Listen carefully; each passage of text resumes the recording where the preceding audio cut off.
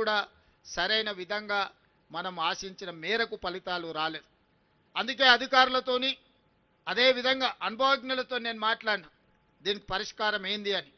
అదేవిధంగా బెంగళూరులో మొన్న జరిగిన సమ్మర్లో 16-1700 ఫీట్లు బోరేసిన తాగునీళ్లు లేక గొప్పగా అభివృద్ధి చెందిన బెంగళూరు నగరాన్ని నుంచి పెద్ద పెద్ద సంస్థలు వలసలు పోయే పరిస్థితి వచ్చింది.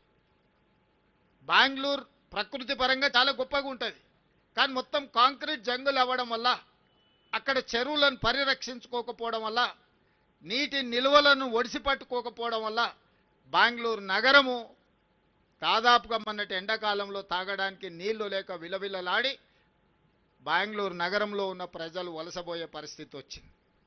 అదేవిధంగా ముంబైలో చిన్న వర్షం వస్తే అతలాకుతలం అయిపోయే పరిస్థితి వచ్చింది. అక్కడ ఏ సంస్థలు పనిచేయలేని పరిస్థితి. మీకు అందరికీ తెలుసు, చెన్నైలో వరదలు వస్తే 2 ఫ్లోర్లు 3 ఫ్లోర్లు నగరమంతా మునిగిపోయే పరిస్థితి.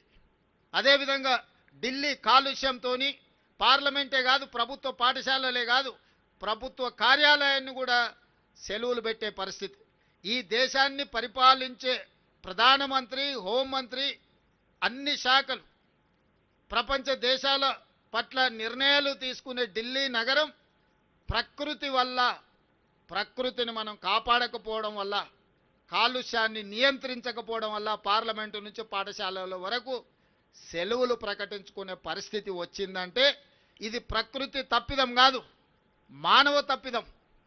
మనం చేయాల్సిన ఆలోచనలు, తీసుకోవాల్సిన నిర్ణయాలు సరైన సమయంలో తీసుకోకపోవడం వల్ల ఈరోజు ఢిల్లీ నగరం కావచ్చు, ముంబై కావచ్చు, బెంగళూరు కావచ్చు, చెన్నై కావచ్చు, కల్కట్టా కావచ్చు, ఈ మెట్రోపాలిటన్ సిటీస్ అన్ని కూడా ఈరోజు నివసించడానికి యోగ్యంగానే నగరాలుగా మారుతున్నాయి. ఇది మన కళ్ళ ముందు కట్టినట్టుగా మన కళ్ళ ముందే కనిపిస్తుంది. ఇంత ఉపద్రవం ముంచుకొస్తున్నా ఆ ఉపద్రవం నుంచి మనము గుణపాఠం నేర్చుకోకపోతే, ఆ గుణపాఠం నుంచి మనము దాన్ని పాఠంగా స్వీకరించకపోతే రేపు హైదరాబాదు నగరం కూడా ఈ 4-5 నగరాలతో పాటు 6వ నగరంగా వాటి సరసన చేరే పరిస్థితులు ఉన్నాయి. అందుకే రాష్ట్ర ప్రభుత్వం ఆలోచన చేసి ఎవరు ఏమనుకున్నా సరే, ఎవరు ఎలాంటి విమర్శలు చేసినా సరే నియంత్రించదలుచుకున్నాం, నిలువరించదలుచుకున్నాం, అవసరమైతే నిర్మూలించదలుచుకున్నాం ఆక్రమణదారులను. అందుకే ఈరోజు హైడ్రాన్ ఏర్పాటు చేసినాం. హైడ్రా అంటే కేవలం ఏదో పేదోళ్ళ ఇల్లు కూలగొట్టడానికి పెట్టినట్టుగా కొంతమంది చిత్రీకరిస్తున్నారు. నాకు ఆశ్చర్యం కలుగుతుంది. వాళ్ళ ఆలోచనలు, వాళ్ళ విధానం, వాళ్ళు ఏం చేయదలుచుకున్నారు. ప్రకృతి విధ్వంసం జరిగినా పర్వాలేదు, హైదరాబాదు నగరం కుప్పగూలినా పర్వాలేదు, ఈ నగరం కాలుష్య నగరంగా మారి ఇక్కడ ఉండే ప్రజలు వలసపోయి పారిపోయినా పర్వాలేదనే ఒక కుట్ర, కసి, కడుపు మంట వాళ్ళ మాటల్లో కనిపిస్తుంది. అందుకే ఈరోజు హైడ్రా అనేది కేవలం కూలగొట్టడానికి కాదు, నిర్మాణాలు చేయడానికి, ఆక్రమించుకున్న వాళ్ళని నియంత్రించడానికి ఎంత గొప్పవారైనా ఖచ్చితంగా చట్టం ముందు సమానులే అని నిరూపించడానికి ఈరోజు తీసుకొచ్చినాం.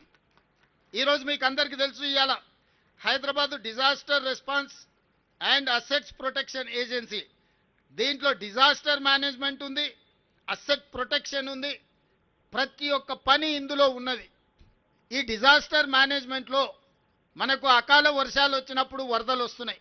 చిన్న వర్షం వస్తే హైదరాబాదు నగరం రోడ్ల మీద నీళ్లుండి గంటల కొద్ది ట్రాఫిక్ ఆగిపోతుంది. సామాన్య ప్రజలు ఎంతో ఇబ్బందికి గురవుతున్నారు.